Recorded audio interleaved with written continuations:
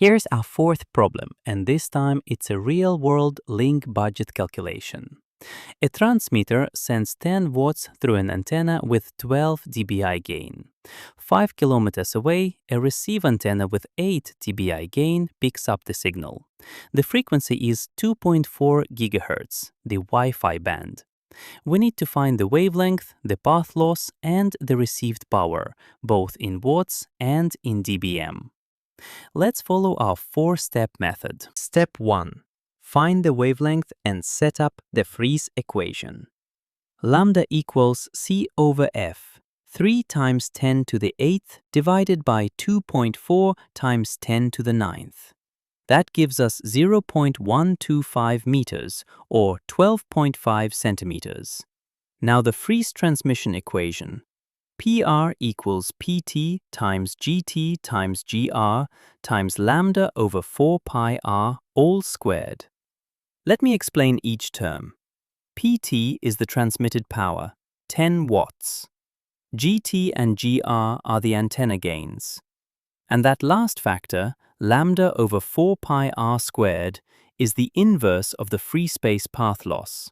It tells you how much power is lost just from the signal spreading out over distance.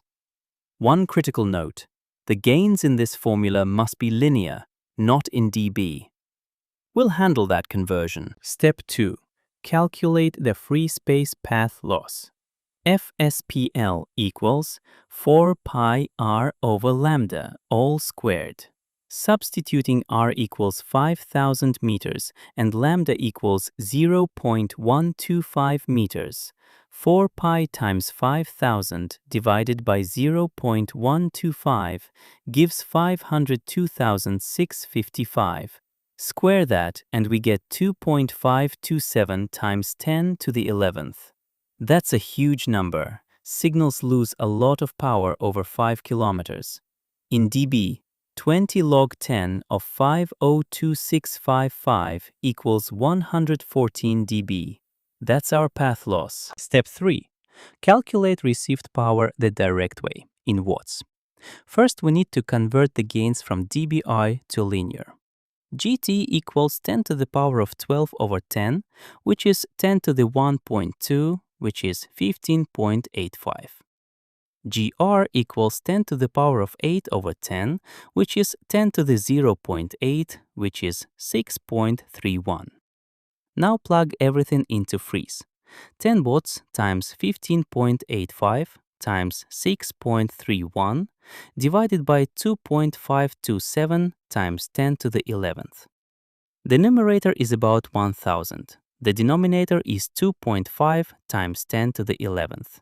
Result, 3.96 times 10 to the minus 9 watts, or about 4 nanowatts. That's tiny, but a good receiver can work with that. Step 4. The same calculation in dB, and this is much easier. In dB, the Friese equation becomes just addition and subtraction. PR in dBm equals PT in dBm plus GT in dBi plus GR in dBi minus FSPL in dB.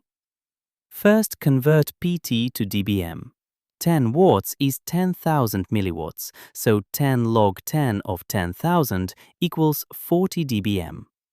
Now just add 40 plus 12 plus 8 minus 114. That's 60 minus 114, which equals minus 54 dBm. Quick check. 10 to the minus 5.4 milliwatts equals 3.98 nanowatts. Matches our linear answer. This is why engineers work in dB. Multiplication becomes addition, and you can do the entire link budget in your head. Here's the big picture. Transmitter on the left, receiver on the right, 5 kilometers apart. The signal spreads out as it travels. That's the path loss. But the antenna gains focus the energy, partially compensating for the loss. The net result? 10 watts in, 4 nanowatts out, minus 54 dBm. This is the foundation of every wireless link design. Let's box our answers. Part A. Lambda equals 12.5 centimeters. Part B. Free space path loss equals 114 dB. Part C. Received power equals 3.96 nanowatts. Part D. Minus 54 dBm. The key insight. Working in dB turns a messy multiplication into simple addition. 40 plus 12 plus 8 minus 114.